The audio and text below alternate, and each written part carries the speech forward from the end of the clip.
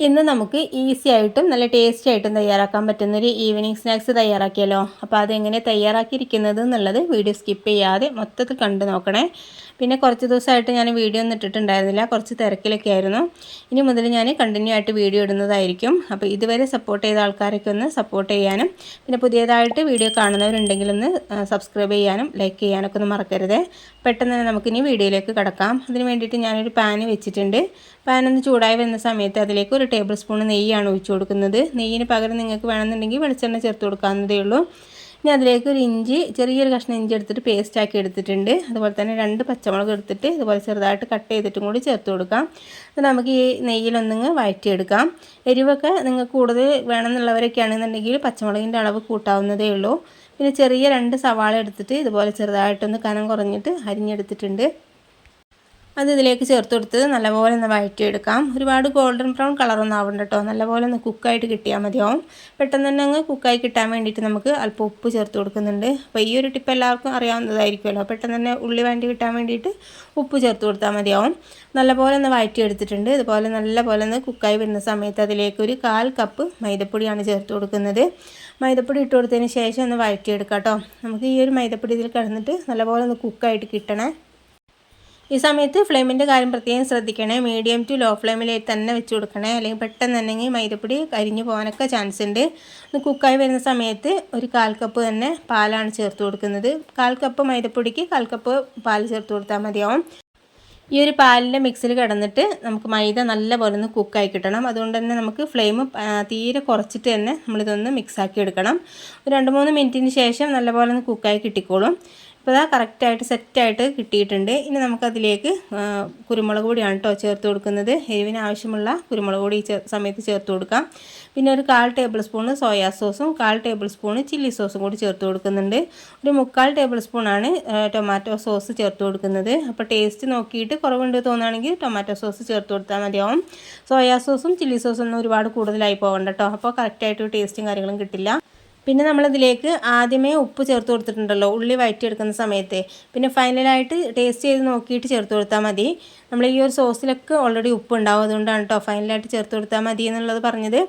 പിന്നെ കുറച്ച് ചിക്കൻ എടുത്തിട്ട് കുറച്ച് കുരുമുളക് പൊടിയും ഉപ്പും മഞ്ഞൾപ്പൊടിയും കൂടി ഇട്ട് കൊടുത്തിട്ടൊന്ന് കുക്ക് ചെയ്തെടുത്തതാണ്. അപ്പോൾ അതൊന്ന് കൈ കൊണ്ടൊന്ന് പിച്ചെടുത്തിട്ട് ഇതിലേക്ക് ഇട്ട് കൊടുക്കുന്നുണ്ട്. മിക്സിൻ്റെ ജാറിൽ ഇട്ട് കൊടുത്തിട്ട് ക്രഷ് ചെയ്തെടുക്കണ്ട കേട്ടോ, അപ്പോൾ നമുക്ക് കഴിക്കുന്ന സമയത്ത് ഒരുപാട് ടേസ്റ്റി ആയിട്ട് തോന്നില്ല. ഇതുപോലെ നമ്മൾ കൈ കൊണ്ട് പിച്ചെടുക്കുകയാണെന്നുണ്ടെങ്കിൽ കഴിക്കുന്ന സമയത്ത് നമുക്ക് നല്ല രീതിയിൽ കടിക്കാനായിട്ട് ചിക്കൻ കിട്ടുകയും ചെയ്തോളും. പിന്നെ ചിക്കൻ ഇതുപോലെ കുക്ക് ചെയ്തെടുക്കുന്നതിന് പകരം നിങ്ങൾക്ക് വേണമെന്നുണ്ടെങ്കിൽ ഫ്രൈ ചെയ്തെടുത്തിട്ട് വേണമെങ്കിലും ചേർത്ത് കൊടുക്കാം കേട്ടോ, അപ്പോൾ ഒന്നുകൂടി ടേസ്റ്റ് ഉണ്ടാവും. അപ്പോൾ ചിക്കനും കൂടി ചേർത്തെടുത്ത് നല്ലപോലെ ഒന്ന് മിക്സാക്കി എടുക്കുന്നുണ്ട്. ഈ സമയത്ത് ടേസ്റ്റ് ചെയ്ത് നോക്കാൻ മതി കേട്ടോ. അപ്പോൾ കറക്റ്റായിട്ട് ഉപ്പും എരിവും ഒക്കെ കുറവുണ്ടെന്നുണ്ടെങ്കിൽ കുരുമുളക് പൊടിയും ഉപ്പൊക്കെ ചേർത്ത് കൊടുത്താൽ മതി. വേറെ മുളക് പൊടി ഒന്നും ചേർത്ത് കൊടുക്കരുതേ. അപ്പോൾ പാലിൽ നിന്നൊക്കെ വിട്ട് വരുന്നൊരു പാകമുണ്ടല്ലോ, ആ ഒരു പാകത്തിനായിട്ട് നമുക്ക് കിട്ടിയിട്ടുണ്ട് കേട്ടോ. ഒരുപാട് കൂടുതൽ പാലൊക്കെ ചേർത്ത് കൊടുക്കുകയാണെന്നുണ്ടെങ്കിൽ കറക്റ്റായിട്ട് നമുക്ക് ഈ ഒരു ഷേപ്പിന് പാകത്തിന് കിട്ടില്ല. അപ്പോൾ നല്ലപോലെ ഒന്ന് ചൂടാറിയതിന് ശേഷം ഇത് കയ്യിലേക്ക് കുറച്ച് ഓയിലൊന്ന് തടവിയതിന് ശേഷം ഇതുപോലെ ഷേപ്പാക്കി എടുക്കുന്നുണ്ട്. ഷേപ്പൊക്കെ നിങ്ങളെ ഇഷ്ടത്തിനനുസരിച്ചിട്ട് ചേഞ്ച് ചെയ്യാവുന്നതേ ഉള്ളൂ. പിന്നെ നമ്മൾ കട്ട്ലേറ്റിൻ്റെ ഷേപ്പിലോ അല്ലെങ്കിൽ ഉന്നക്കായുടെ ഷേപ്പിലൊക്കെ ചെയ്തെടുക്കുക. അതും അല്ലെങ്കിൽ നമുക്ക് ചെറിയ ചെറിയ ബോൾസ് ആക്കിയിട്ട് വേണമെങ്കിലും ചെയ്തെടുക്കാവുന്നതേ ഉള്ളൂ. അപ്പോൾ ഒരുപാട് കുക്ക് ചെയ്ത് കിട്ടാനായിട്ടൊന്നുമില്ലല്ലോ, എല്ലാം തന്നെ നമുക്ക് കുക്ക് ചെയ്തിട്ടുള്ള ഇൻഗ്രീഡിയൻസാണ് നമ്മൾ ഈ ഒരു സ്നാക്സിൽ ചേർത്ത് കൊടുത്തിട്ടുള്ളത്. അപ്പോൾ ഇതുപോലെ ഒന്ന് എല്ലാം ഒന്ന് ഷേപ്പാക്കി എടുത്തിട്ടുണ്ട്. ഇനി നമുക്കിതൊന്ന് കോട്ട് ചെയ്തെടുക്കാനായിട്ട് തുടങ്ങാം. അതിന് വേണ്ടിയിട്ട് കുറച്ച് ബ്രെഡ് ക്രംസ് എടുത്തിട്ടുണ്ട്, ഒരു കോഴിമുട്ട എടുത്തിട്ടുണ്ട്. കോഴിമുട്ട ഒന്നെങ്കിൽ ബീറ്റ് ചെയ്തെടുക്കുക. അതിൽ വേണമെന്നുണ്ടെങ്കിൽ കുറച്ച് കുരുമുളക് പൊടി ഉപ്പ് വേണമെങ്കിൽ ചേർത്ത് കൊടുത്തിട്ട് ബീറ്റ് ചെയ്തെടുക്കാവുന്നതേ ഉള്ളൂ. അപ്പോൾ ഞാനിതിലേക്ക് വേറെ ഒന്നും ചേർത്ത് കൊടുക്കുന്നില്ല കേട്ടോ, നല്ലപോലെ ഒന്ന് മിക്സാക്കി എടുത്തിട്ടുണ്ട്. ഇനി ഈ ഒരു സ്നാക്സ് എടുക്കുക, നമുക്ക് ഈ ഒരു മുട്ടയിലേക്ക് ഡിപ്പ് ചെയ്യുക, എന്നിട്ട് ബ്രെഡ് ക്രംസിലും ഡിപ്പ് ചെയ്തിട്ട് നല്ലപോലെ ഒന്ന് കോട്ട് ചെയ്തെടുക്കാവുന്നതേ ഉള്ളൂ. നമ്മൾ സാധാരണ ചിക്കൻ റോളും കട്ട്ലേറ്റൊക്കെ ഉണ്ടാക്കല്ലേ, അതുപോലെ തന്നെ ചെയ്തെടുക്കാവുന്നതേ ഉള്ളൂ. അപ്പോൾ നിങ്ങൾക്ക് ഈ ഒരു സ്നാക്സ് ഒന്നുകൂടി ഒന്ന് സൈസ് വലുപ്പത്തിൽ തയ്യാറാക്കണം എന്നുള്ളവരൊക്കെയാണെന്നുണ്ടെങ്കിൽ ഈ ഒരു സ്നാക്സ് ഒന്നുകൂടി ഒന്ന് മുട്ടയുടെ മിക്സിലേക്ക് ഡിപ്പ് ചെയ്യുക, എന്നിട്ട് ബ്രെഡ് ക്രംസിൽ ഒന്നുകൂടി ഒന്ന് കോട്ട് ചെയ്തെടുക്കാം കേട്ടോ. അങ്ങനെ 2 പ്രാവശ്യം ചെയ്തെടുക്കുന്ന സമയത്ത് ഒന്നുകൂടി വലുപ്പത്തിലായിട്ട് നമുക്ക് ഈ ഒരു സ്നാക്സ് കിട്ടിക്കോളും. ഞാനിപ്പോൾ ഒരു പ്രാവശ്യം മാത്രമാണ് ഒന്ന് കോട്ട് ചെയ്തെടുത്തിട്ടുള്ളത്. അപ്പോൾ ഇതെല്ലാം ഒന്ന് സെറ്റാക്കി എടുത്തിട്ടുണ്ട്.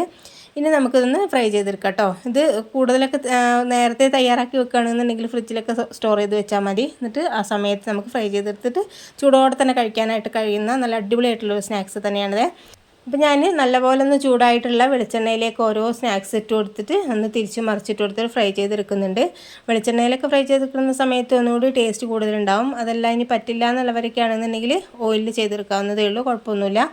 ഞാൻ ഓരോ സ്നാക്സ് ഇട്ട് കൊടുത്തിട്ട് തിരിച്ച് മറിച്ചിട്ട് കൊടുത്തിട്ട് ഫ്രൈ ചെയ്തെടുക്കുന്നുണ്ട്. പിന്നെ ഫ്ലെയിമിൻ്റെ കാര്യം പ്രത്യേകം ശ്രദ്ധിക്കണം കേട്ടോ. ആദ്യം നമുക്ക് എണ്ണ നല്ലപോലെ ഒന്ന് ചൂടായതിന് ശേഷം ഇട്ട് കൊടുക്കുക. എന്നിട്ട് മീഡിയം ഫ്ലെയിമിൽ വെച്ച് കൊടുത്താൽ മതി. തിരിച്ച് മറിച്ചിട്ട് കൊടുത്തിട്ട് ഇതുപോലെ കളറൊക്കെ മാറി വരുന്ന സമയത്ത് എണ്ണയിൽ നിന്ന് കോരി എടുക്കാവുന്നതേ ഉള്ളൂ.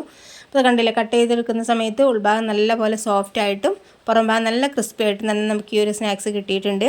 അപ്പോൾ ഈ ഒരു സ്നാക്സ് ചൂടോടുകൂടി തന്നെ നമുക്ക് ടൊമാറ്റോ കെച്ചപ്പിൻ്റെ കൂടെയൊക്കെ ഒന്ന് ഡിപ്പ് ചെയ്തിട്ട് കഴിക്കാനായിട്ട് നല്ല അടിപൊളിയായിട്ടുള്ള ഒരു സ്നാക്സ് തന്നെയാണിത്. അപ്പോൾ വീഡിയോയും സ്നാക്സൊക്കെ ഇഷ്ടപ്പെട്ടിട്ടുണ്ടെന്നുണ്ടെങ്കിൽ ലൈക്ക് ചെയ്യാനും ഷെയർ ചെയ്യാനും മറക്കരുത്. സബ്സ്ക്രൈബ് ചെയ്യാതെ കാണുന്നവർ പ്ലീസ് ഒന്ന് സബ്സ്ക്രൈബ് ചെയ്ത് സപ്പോർട്ട് ചെയ്യണേ. അപ്പോൾ നമുക്ക് പുതിയൊരു വീഡിയോയുമായിട്ട് വീണ്ടും കാണാം. Okay, thank